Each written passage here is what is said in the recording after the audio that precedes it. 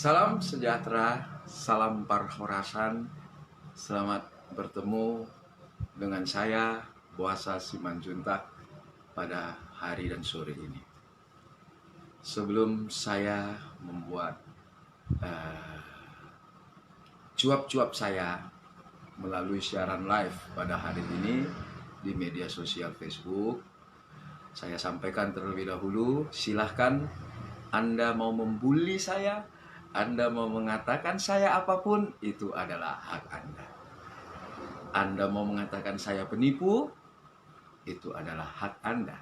Anda mau mengatakan saya gadungan, itu juga adalah hak Anda. Dan saya berikan hak Anda untuk menjustis dengan komentar apapun yang Anda berikan pada saya. Video ini siaran langsung hari ini saya sampaikan terkait, ya mungkin inilah cara Tuhan untuk lebih bisa mengangkat saya secara spektakuler, karena saya tidak tahu rencana saya bukan rencana Tuhan.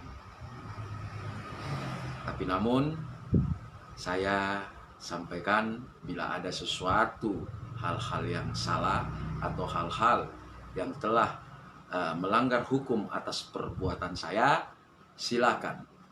Baik. Beberapa hari yang lalu virallah video di media sosial yang bernarasi tentang tertangkapnya advokat gadungan.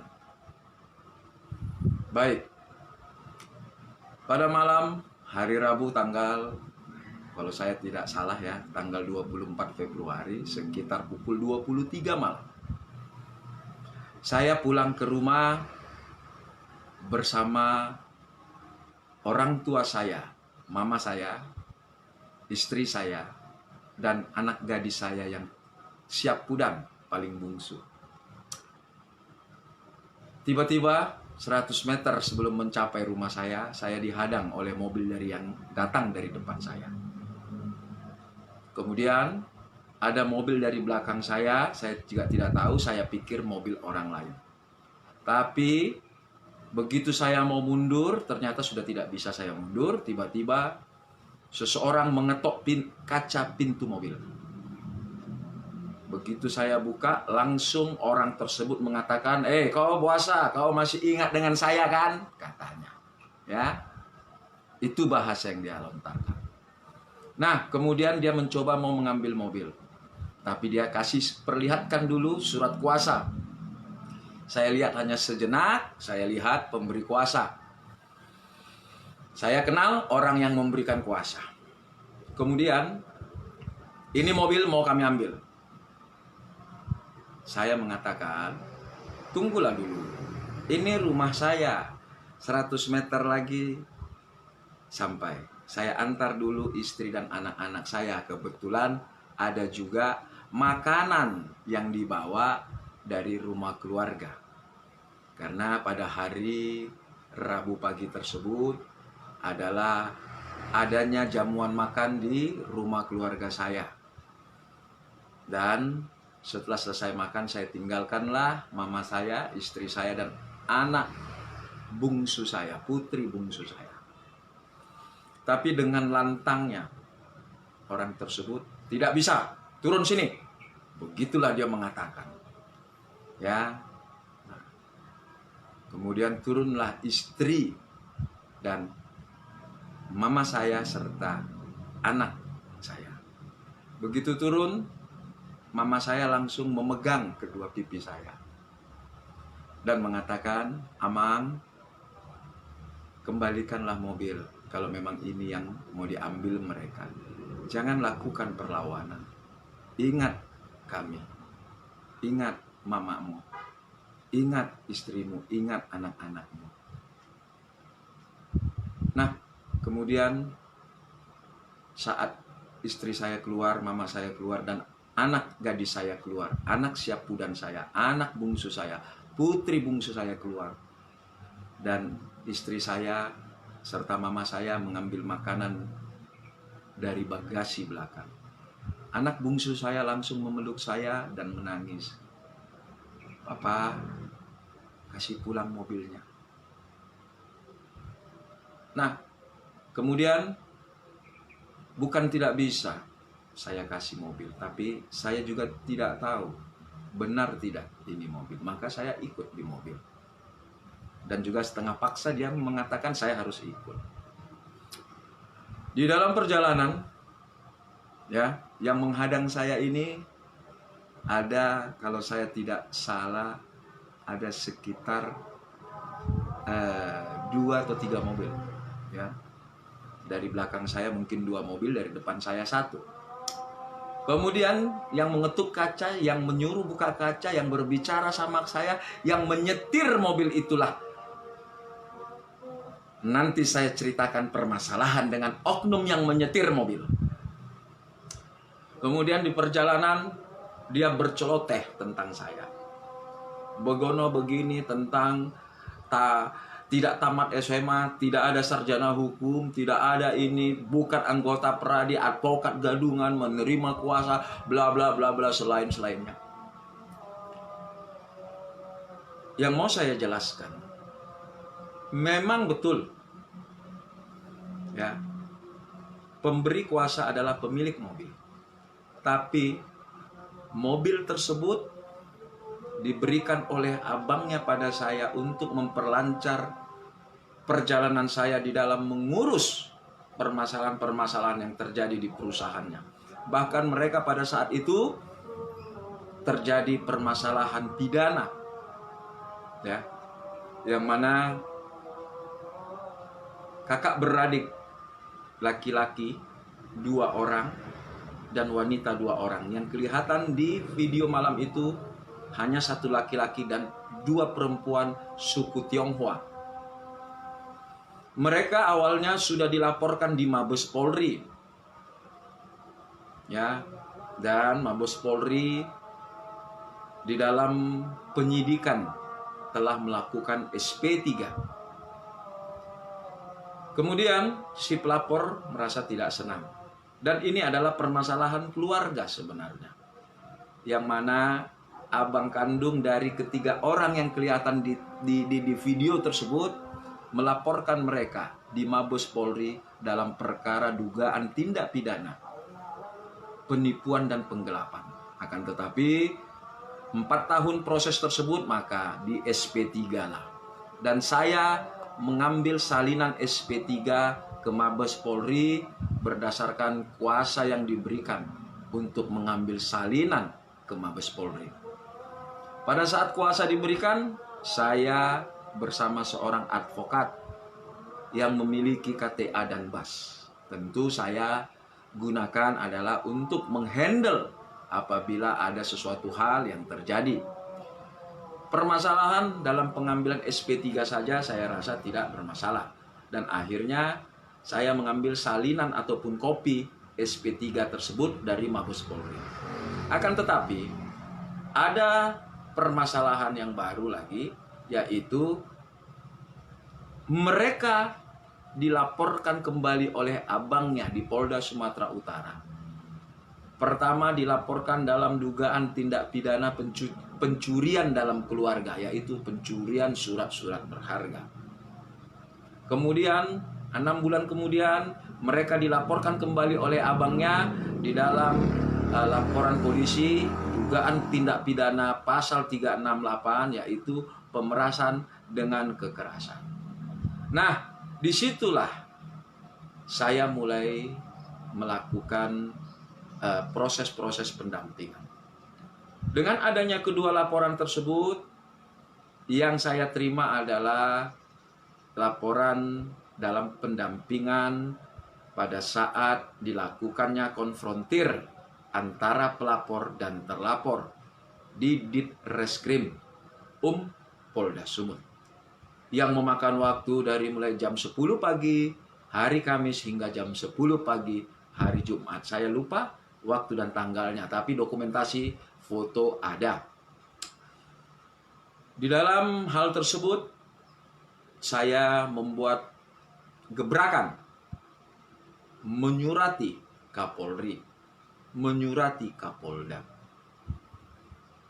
Gebrakan-gebrakan yang saya lakukan ternyata membuahkan suatu hasil, yaitu laporan tentang dugaan tindak pidana pencurian dalam keluarga dihentikan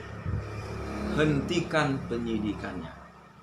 Maka hanya berproses laporan dugaan tindak pidana pemerasan dengan kekerasan yang disangkakan sebagaimana di dalam pasal 368.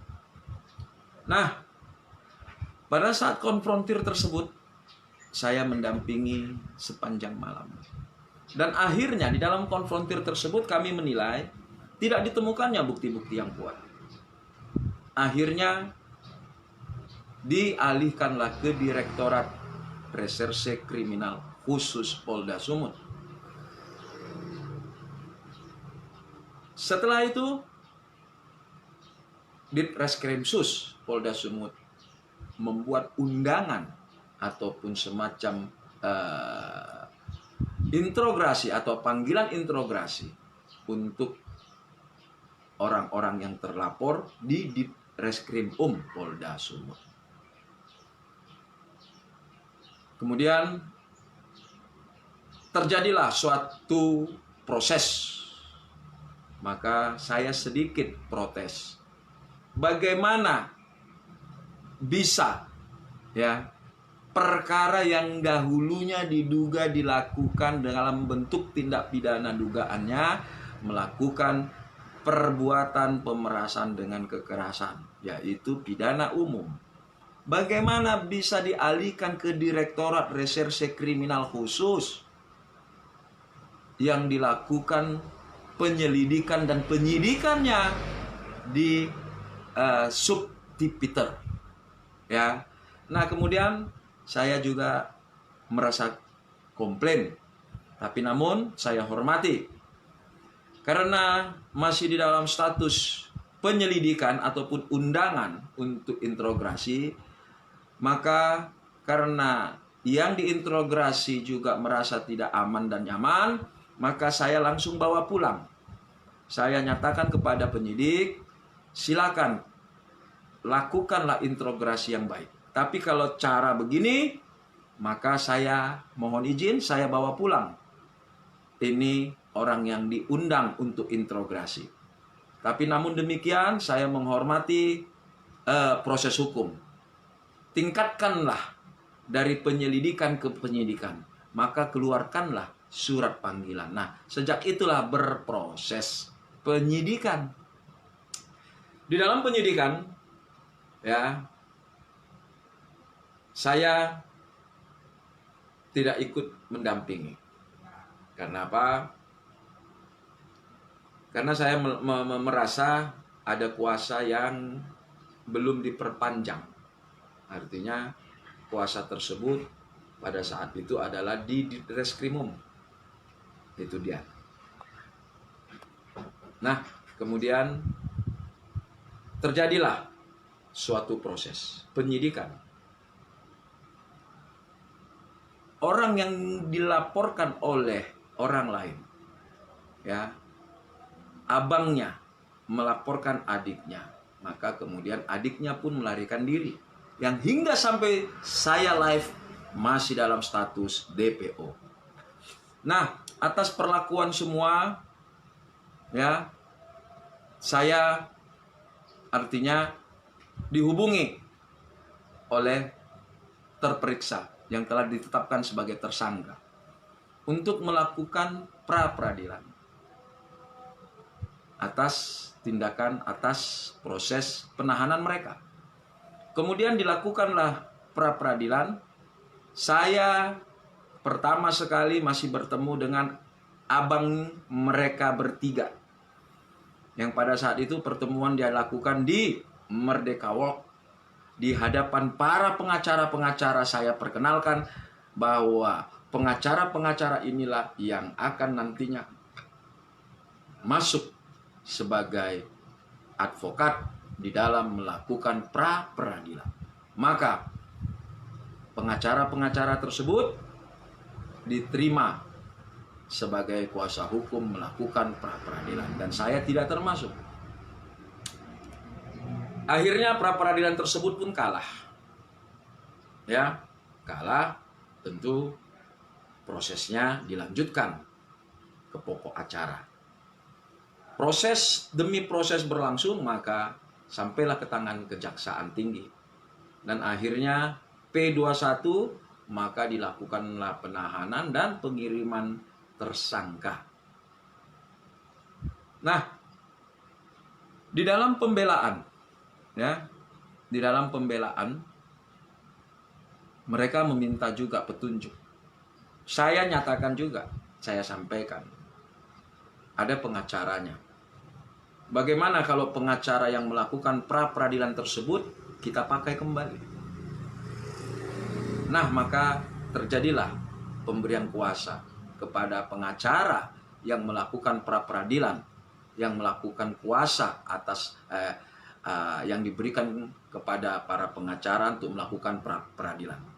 Maka pengacara yang awalnya menerima kuasa mengajukan pra peradilan, maka diberikan kuasa untuk melakukan pembelaan. Atas perjuangan, karena saya terlibat sebagai koordinatornya, maka saya selalu berkomunikasi dengan pengacara-pengacara tersebut. Ya. Maka pengacara-pengacara tersebut berkomunikasi setiap selesai sidang. Apa solusinya? Bagaimana? Kemudian ketiga orang, selain daripada abang mereka yang DPO, ya, kekalahan Prapit mereka adalah karena sudah ditetapkannya tersangka, ya, oleh Ditreskrim Sus, kemudian P21 dan diajukan ke pengadilan, maka gagallah itu Prapit dan Prapit tersebut ditolak. Itulah. Dan mengenai biaya Prapit, saya serahkan kepada para pengacara, walaupun saya yang membicarakan. Karena apa? Saya bertanya kepada pengacara, berapa biaya Prapit? Pengacara-pengacara tersebut menyebutkan sejumlah angka, maka saya sampaikan. Pengacara-pengacara tersebut menyatakan, karena ini klien dari abang, maka biarlah abang yang menyatakan berapa biaya Prapit. Nah, kemudian saya bertanya, berapa biaya untuk pengacara? Disebutkanlah sejumlah angka, maka saya naikkan dari angka yang mereka sebutkan. Disetujui, ya, disetujui. Tapi jelas saya tidak pernah masuk ke pengadilan. Saya bukan pengacara. Nah, mengenai Pin Pradi, saya akan sampaikan. Nah, akhirnya perjalanan tersebut, pengadilan memutuskan mereka hukuman 5 bulan 2 minggu di dalam dugaan pasal 56, yaitu turut serta, ya. Nah, kemudian mau melakukan gugatan perdata, akan tetapi gugatan perdata tidak jadi dilakukan karena dana yang diminta untuk melakukan gugatan perdata tidak bisa mereka penuhi. Nah, saya dengan keluarga suku Tionghoa ini, saya diangkat sebagai seorang direktur operasional. Direktur operasional sekaligus sebagai yang memahami hukum. Seluruh kegiatan-kegiatan saya, seluruh operasional perusahaan saya yang bertanggung jawab. Sampai-sampai saya ribut di kantor BPJS Ketenagakerjaan Binjai. Karena saya mengajukan, karena saya semuanya memohon penundaan pembayaran iuran BPJS yang hampir 1 miliar. Bayangkan itu perjuangan saya. Tapi karena saya sudah diangkat menjadi direktur operasional, maka saya pernah menerima honor sebesar 5 juta setiap bulan. Ya, menerima honor karena saya sebagai jabatan direktur. Kemudian mobil yang diberikan pada saya adalah mobil. Pada saat pertama sekali diberikan, saya pertama pinjam. Karena anak saya mendapat kecelakaan di daerah Brastagi. Dan mobil itu diantarkan oleh abang mereka yang sampai sekarang ini DPO. Tetapi seminggu setelah mobil tersebut saya selesai pakai, mengurus anak saya, maka saya menelpon. Kemana mobil mau saya kembalikan? Kemudian abang mereka yang DPO mengatakan, abang pakai dulu untuk mempermudah pekerjaan abang, perjalanan abang di dalam mengurus permasalahan yang berkaitan dengan perusahaan. Semua permasalahan-permasalahan perusahaan yang mereka punya, saya tangani dengan baik.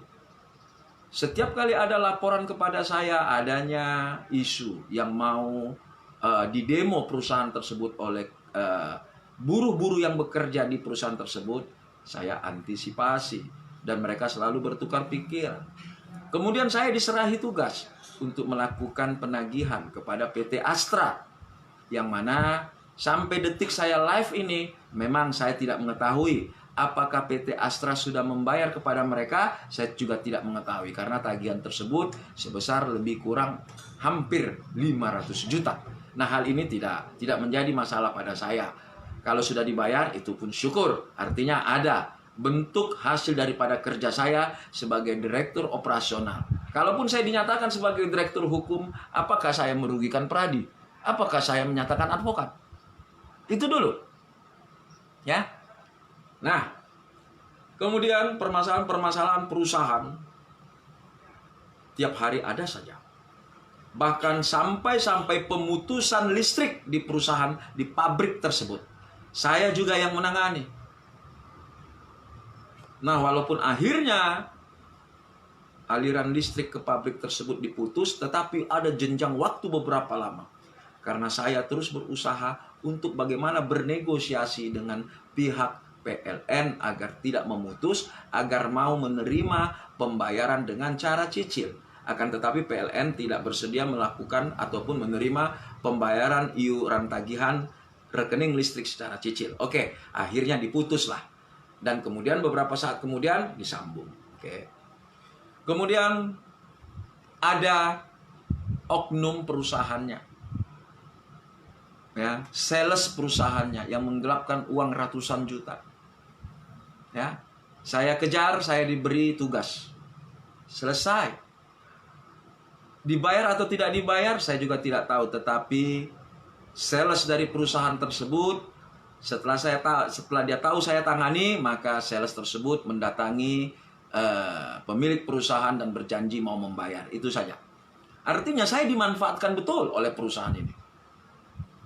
Ya, padahal honor yang saya terima setiap bulan 5 juta akhirnya berkurang tiap bulan. Berkurang. Dan sampailah saya tidak pernah menerima honor lagi, ya, hingga Januari 2021. Kemudian pada minggu kedua, kalau saya tidak ingat tanggalnya, di tahun 2021, saya berkomunikasi dengan salah satu orang yang ada di dalam video tersebut, yaitu laki-laki yang pemilik perusahaan. Saya bilang, bagaimana bang? Apakah saya tidak dapat THR? Kemudian karena apa?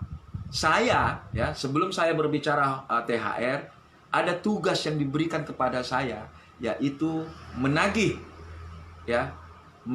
tagihan kepada PT Nindya Karya sebesar 592 juta. Yang dibayar pun oleh PT Nindya Karya pada tanggal 23 Desember 2020 adalah atas kerja saya. Tapi saya tidak diberitahu. Dan banyak yang dibohongi pada saya. Karena apa? Pemilik perusahaan, pemilik pipa mengatakan kalau nanti itu terbayar, kita kasih sedikit ucapan terima kasih. Tapi sampai detik itu saya tidak menerima ucapan terima kasih untuk saya berikan kepada pihak oknum-oknum yang telah membantu saya. Tapi namun itu tidak masalah. Kemudian saya mengatakan, kalau sudah bayar, kalau begitu, bolehlah saya terima THR. Maka pada pertengahan Januari 2021, saya datang ke kantor perusahaan di Jalan Asia. Dan saya bertemu dengan pemilik mobil yang wanita. Kemudian saya mengambil THR dan saya tanda tangani pengambilan THR tersebut sebesar 5 juta. Memang betul ada permintaan dari pemilik mobil, dia mau meminta mobilnya kembali. Tetapi saya mohon izin. Ya, saya mohon izin bahwa saya berhubung ada janji pertemuan di Balige Setelah selesai balige, maka saya akan pulang dan pemilik mobil tersebut menyatakan, kita tukar mobilnya karena dia tidak bisa bawa yang manual. Terus saya bilang, saya juga tidak bisa sebenarnya membawa yang manual. Tapi namun demikian pun nanti setelah saya pulang dari balige, kita bicarakan. Nah, saya jadi bingung. Tiba-tiba kok mereka mengatakan saya menggelapkan mobil 2 tahun. Bingung saya. Keterlibatan saya di dalam menangani masalah-masalah mereka yang terkait dengan hukum hanya sebatas non-litigasi. Terus saya tidak pernah mengatakan saya ini advokat. Saya tidak pernah mengatakan saya ini anggota Peradi. Tapi apakah hanya karena memakai PIN Peradi, maka saya bisa dikatakan atau secara tidak langsung saya ini anggota Peradi? Kan tidak. Ya, tidak. Itu dulu. Nah, setelah selesai, itulah kronologisnya saya berada di perusahaan ini. Di dalam perjalanan membawa saya dipersekusi habis-habisan oleh oknum yang menyetir. Kenapa? Saya sampaikan. Karena ada permasalahan yang tidak enak kepada sang oknum yang menyetir. Karena beberapa di tahun 2021, dia diperkenalkan oleh seseorang advokat kepada saya untuk mengurus BAS, untuk mengurus KTA, untuk mengurus PKPA, untuk mengurus upah. Ya, dia meminta sejumlah angka sebesar 90 juta. Tapi karena saya berpikir dan ada masukan bahwa ini akan menjadi permasalahan, maka saya tidak jadi mengurusnya. Kemudian dia berupaya untuk bagaimana saya mau. Dia turunkan harga menjadi 70 juta. Tapi juga saya tidak mau. Disitulah dendamnya yang membawa mobil tersebut kepada saya. Saya tidak pernah bilang saya pengacara. Saya tidak pernah bilang Peradi, anggota Peradi. Ya. Ini yang mau saya sampaikan gitu loh. Permasalahan-permasalahan dia sebut tentang Prapit itu boleh tanya. Saya tidak pernah menerima kuasa Prapit. Saya tidak pernah menerima kuasa Prapit. Saya tidak pernah menerima kuasa litigasi yang sampai masuk ke pengadilan. Dan saya tidak pernah mengatakan saya ini advokat ataupun pengacara. Saya selalu mendampingi orang-orang yang membutuhkan. Terkadang tanpa surat kuasa. Banyak masyarakat yang saya bantu tanpa 1 rupiah pun saya kutip. Sampai setiap pengacara yang berkumpul sama saya setiap sore mengatakan pada saya, kenapa abang terlalu gampang memberi bantuan? Ya paling tidak ambillah kuasa biar dapat teken kuasa kita. Paling tidak 3 juta, 5 juta. Saya hanya tertawa mendengar omongan oknum-oknum pengacara yang demikian. Karena saya tahu masyarakat yang datang itu adalah masyarakat miskin yang butuh pertolongan, yang butuh uluran tangan dan bantuan dari saya, yang mereka anggap saya mampu menyelesaikannya di tingkat penyidikan di kepolisian. PIN Peradi yang saya peroleh juga diberikan oleh anggota Peradi.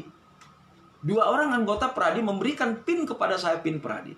Saya bertanya, untuk apa ini diberikan? Mereka mengatakan tidak apa-apa. Ya, tidak apa-apa. Abang baru pakailah, abang pakailah. Ketua pakailah PIN ini supaya menambah sedikit kewibawaan. Itu. Ya. Disitulah PIN Peradi itu ada pada saya. Dan saya tidak pernah mengatakan advokat. Setiap orang yang datang pada saya itu berawal berkenalan, chatting-chattingan di inbox messenger. Menceritakan permasalahan hukum yang dia terjadi. Tapi namun saya juga bisa menilai permasalahan hukum ini mampu tidak saya selesaikan.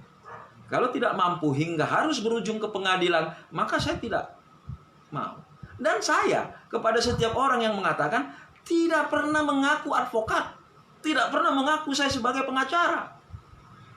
Tapi mungkin karena saya sering memakai PIN Peradi, mungkin ya mereka saja yang menganggap saya pengacara.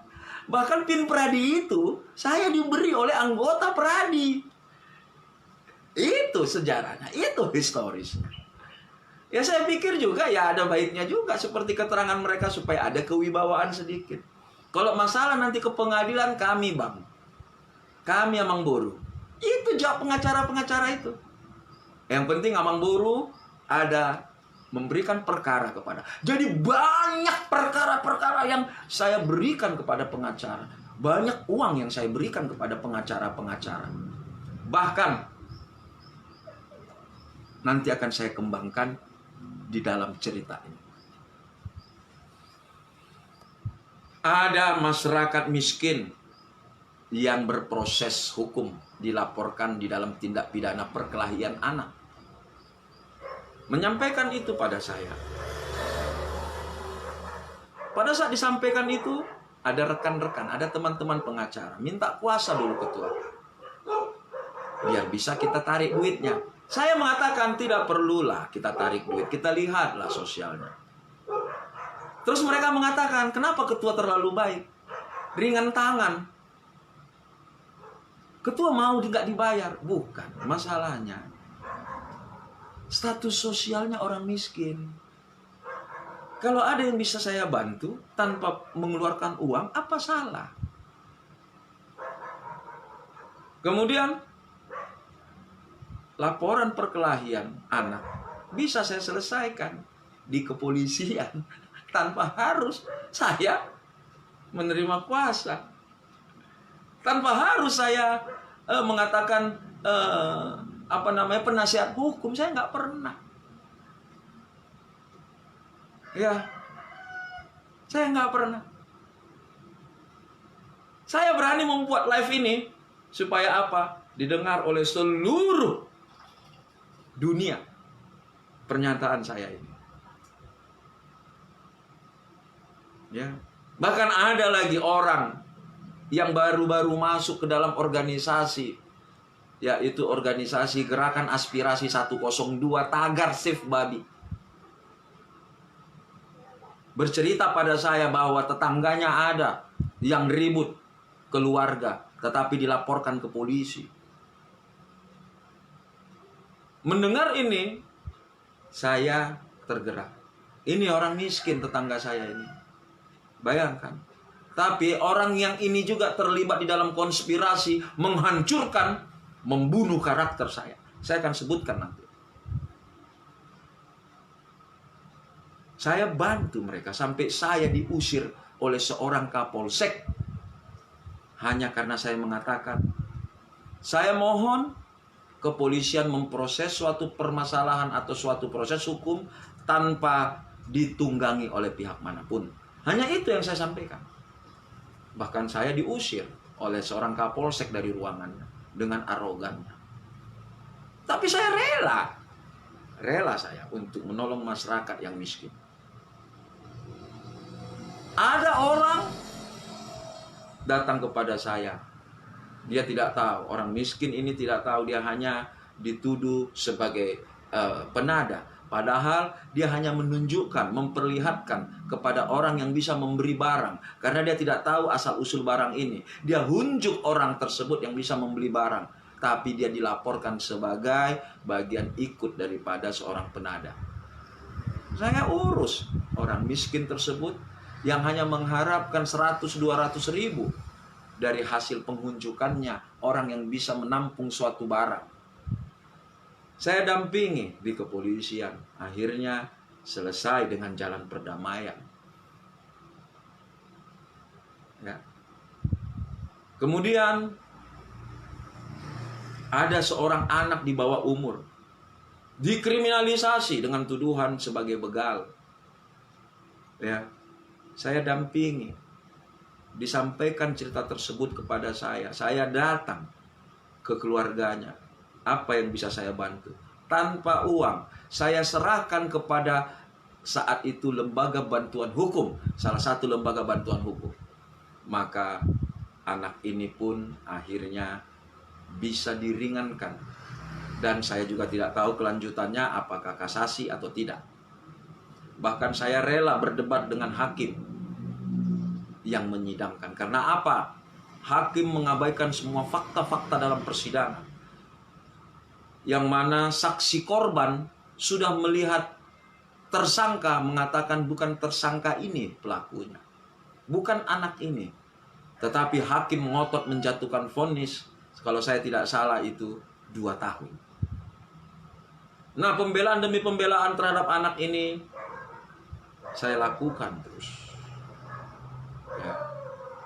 Akhirnya terbebaskanlah ini anak. Saya bekerja tanpa uang.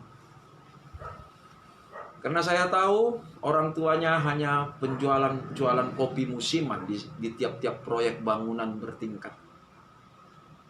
Keterpanggilan saya tidak ada unsur lain.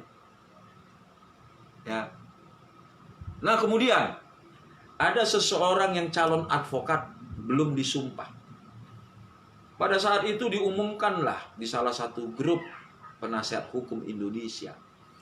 Diumumkan telah terjadi tindak pidana penganiayaan. Yang mana korban adalah seorang calon advokat yang tinggal menunggu disumpah. Penganiayaan tersebut terjadi di pagi hari, tetapi namun pihak penyidik pada saat itu telah dilaporkan kurang greget, kurang menerima, kurang merespon perkara tersebut. Yang mana korban dari penganiayaan tersebut tidak saya kenal sama sekali, harus opname 5 hari di salah satu rumah sakit. Saya gerakkan semua pengacara-pengacara yang saya kenal, yang berteman dengan saya.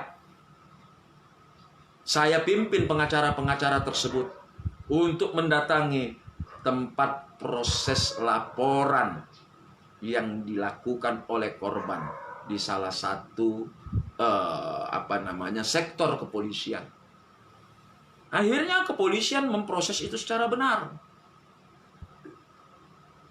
Setelah korban ini keluar 5 hari di opname, maka dia mengucapkan terima kasih pada saya dan memperkenalkan dirinya satu marga. Begitu dia perkenalkan diri satu marga, semakin timbul saya punya rasa hormat. Ya, semakin timbul saya punya rasa hormat terhadap marga yang dia sebutkan. Maka terjalinlah komunikasi yang baik. Sampai akhirnya berproses saya yang mengantarkan pengaduan masyarakat ke Mabes Polri tanpa mengutip dana dari dia. Saya meminta untuk dilakukan gelar perkara dengan kawan-kawan pengacara. Dilakukan gelar perkara, tapi namun saya tidak tahu ujungnya apakah sudah berdamai atau tidak. Kenapa? Kuasa yang kepada pengacara-pengacara dia cabut. Diberikanlah kuasa kepada pengacara dari bantuan hukum salah satu organisasi advokat. Nah, dengan terjadinya itu saya pun berteman, berhubungan baik karena saya bagaikan keluarga. Ya.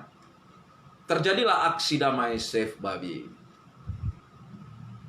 Inilah awalnya. Mirislah saya melihatnya, ternyata dari informasi orang yang saya tolong yang dianiaya inilah otak yang saya duga berdasarkan informasi. Jadinya saya menduga orang yang saya tolong inilah pada awalnya yang berada di belakang ini semuanya.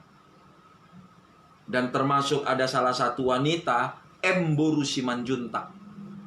Dialah juga yang saya duga bermain di dalam ini. Saya nggak tahu apa salah yang saya buat. Banyaknya masyarakat yang mengirimkan surat ke Peradi mempertanyakan keberadaan saya dan dijawab, memang betul saya bukan anggota Peradi. Tetapi masyarakat yang bertanya itu adalah bagi saya yang telah saya keluarkan dari ini belum jadi organisasi ya. Tidak ada, saya jelaskan, organisasi Save Babi. Yang ada itu adalah organisasi Gerakan Aspirasi 102. Dari awal saya sudah dihantam prahara oleh mereka-mereka yang mempunyai pikiran-pikiran buruk, oleh mereka-mereka yang mau mengambil kesempatan untuk memanfaatkan malapetaka peternak-peternak babi yang banyak babinya bermatian untuk mengambil uang. Bahkan saya cegah. Saya sebagai penghalang bagi mereka. Karena apa? Saya dari awal mengatakan, saya tidak akan pernah menyusahkan orang, apalagi orang tersebut masyarakat miskin. Demikian yang saya sampaikan. Masyarakat-masyarakat yang mempertanyakan keberadaan saya di Peradi adalah hanya mereka-mereka yang ikut di dalam membantu gerakan aksi tagar Save Babi. Mereka-mereka yang mempunyai pikiran-pikiran jahat yang saya duga mau mengambil hak-hak peternak babi. Dan perlu saya tegaskan, saya hanya memikul beban yang telah mereka buat. Tanpa sepengetahuan saya, mereka menyampaikan kepada masyarakat peternak, yaitu melakukan gugatan class action. Pada awalnya mau mengambil uang sebesar Rp300.000 untuk satu kuasa dari satu peternak babi. Bayangkan berapa banyak uang yang mau mereka ambil dari lebih dari 80.000 peternak babi. Ini juga saya gagalkan. Saya mengatakan, saya tidak pernah mengucapkan gugatan class action. Tapi karena sudah diucapkan oleh beberapa oknum pengacara, maka menjadi beban saya yang saya rasakan. Karena apa? Saya dituntut oleh peternak-peternak untuk melakukan gugatan class action. Semua yang menghancurkan dan membunuh karakter saya tidak lain, semuanya adalah orang-orang yang membantu saya di dalam gerakan aksi tagar Save Babi. Kenapa? Saya telah mempersiapkan pengacara-pengacara yang akan membawa gugatan class action ke pengadilan. Untuk inilah mereka berupaya menghancurkan saya. Bahkan kita dengar, ya, saya dipersekusi dengan bahasa, kau mau top di Danau Toba, kau mau top Save Babi, mau top lagi kau di class action. Inilah intinya. Saya tidak pernah mengatakan kepada siapapun yang datang pada saya. Dan perlu saya sampaikan juga, ada masyarakat yang kenal sama saya di Facebook. Masyarakat ini melakukan messenger, hormat kepada saya dan ingin bertemu, menceritakan permasalahannya. Permasalahannya bahwa rumahnya, hak miliknya akan dieksekusi oleh tim eksekutor Mahkamah Agung, yaitu pengadilan. Begitu disampaikan cerita pada saya, kemudian saya surati Kapolrestabes Medan. Ya, saya surati. Ya, syukur, puji Tuhan. Hanya cukup dengan surat saya saja. Saya tidak tahu kelangsungannya. Dan sampai saat ini saya dengar informasinya, belum terlaksana eksekusi tanah dan bangunan tersebut. Artinya mereka masih tinggal di situ. Saya tidak mengambil Rp1 pun. Ya. Alangkah bodohnya saya. Saya bodoh. Saya orang paling bodoh. Saya orang yang sok kaya, sok punya uang. Menolak. Bukan gak bisa saya lakukan pemerasan. Bisa. Sangat bisa.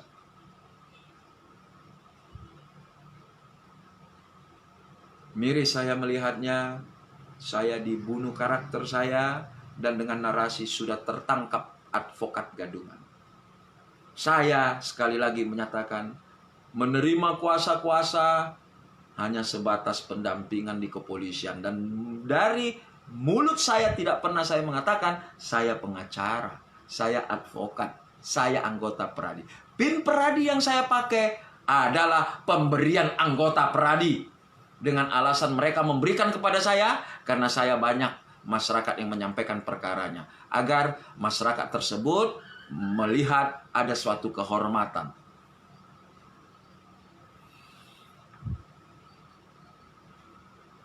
Inilah yang saya terima. Dan bahkan dengan adanya video viral tersebut, beberapa hari yang lalu banyak yang membuli saya.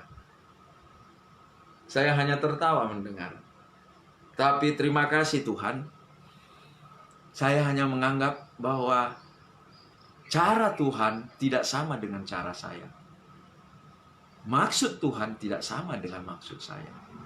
Saya dihancurkan, dibunuh karakter saya hanya menganggap ini adalah cara Tuhan untuk lebih bagaimana saya melakukan perbuatan-perbuatan sosial.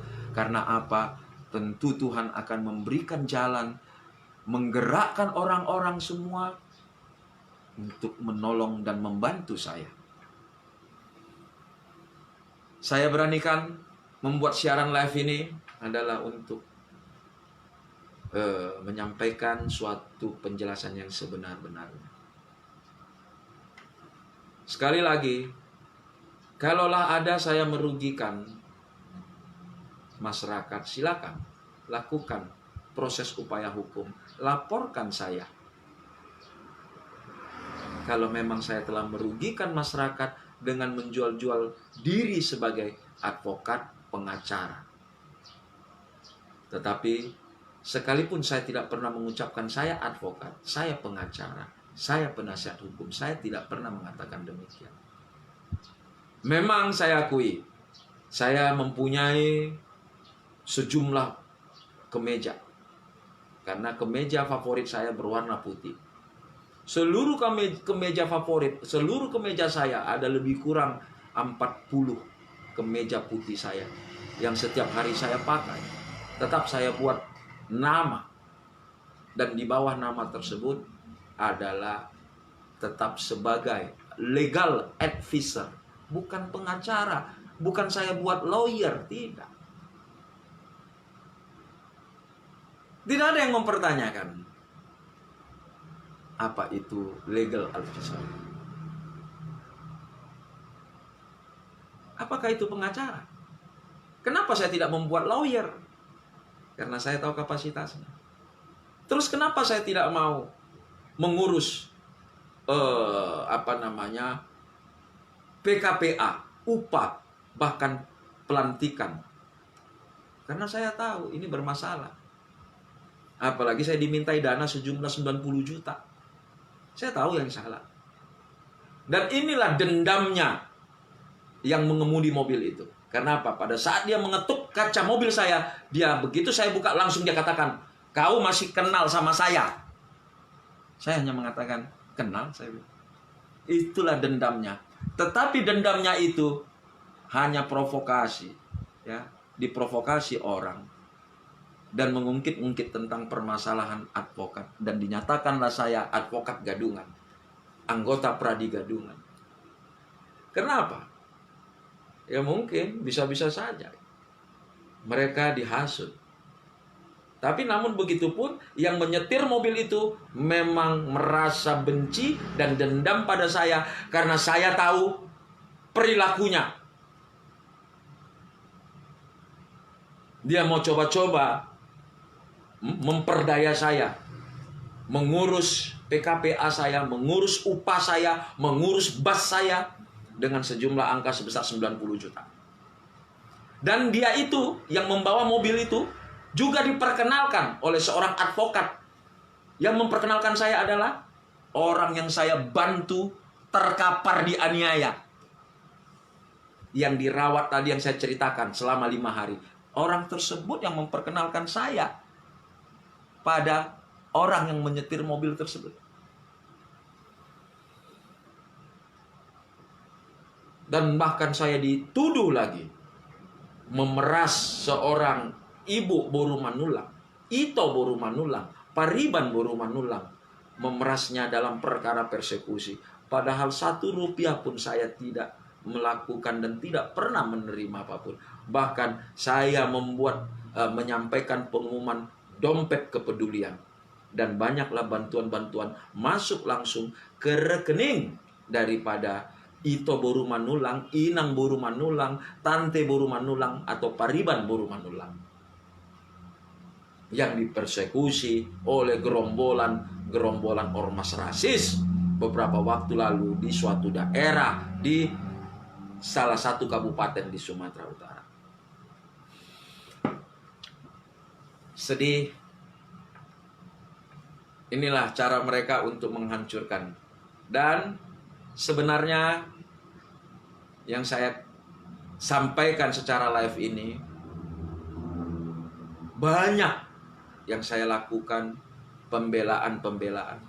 Bahkan ada orang yang tidak saya kenal hanya karena Boru Simanjuntak di Facebook menceritakan permasalahannya bahwa suaminya adalah berprofesi sebagai driver ojek Grab, kemudian bermasalah ditangkap membawa penumpang, ternyata penumpang yang membawa narkoba, akhirnya suaminya tersangkut. Ya, Boru Simanjuntak ini mencoba menghubungi saya dan saya terima dengan baik. Kemudian begitu dia sampaikan permasalahannya, saya langsung turun dan menyatakan kepada pihak kepolisian yang menahannya.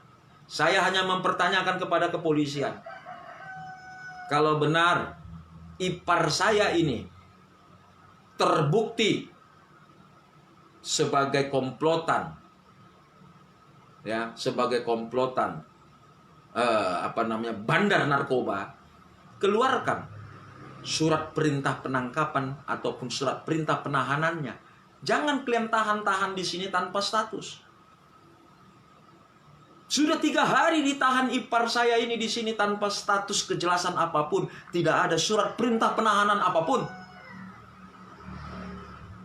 Tetapi puji Tuhan, dengan adanya rasa keberatan yang saya sampaikan, akhirnya suami daripada Ito saya yang tidak saya kenal, hanya karena saya tahu dia punya marga Boru Simanjuntak, maka 1 jam kemudian dibebaskan. Puji Tuhan, saya tidak ada mengambil 1 rupiah pun. Padahal kalau mau dihitung, berapa bensin yang saya habiskan, berapa jasa yang mau dibayar kepada saya.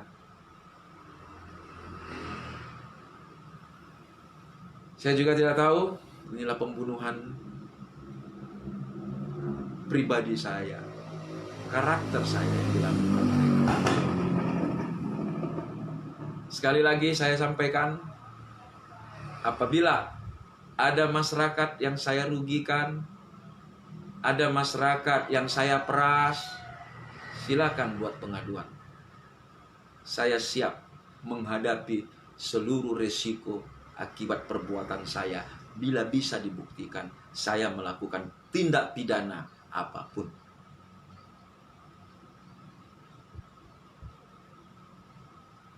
Sedih sebenarnya, tapi namun saya harus kuat. Terima kasih kepada seluruh saudara-saudaraku di atas permukaan bumi ini, terutama yang telah memberikan semangat dan support kepada saya. Karena saya merasa tidak pernah melakukan perbuatan yang melanggar hukum. Saya tidak pernah mengaku-ngaku sebagai pengacara ataupun advokat. Dan saya tidak pernah menerima kuasa litigasi hingga ke pengadilan. Saya tidak pernah hadir di dalam ruang sidang pengadilan.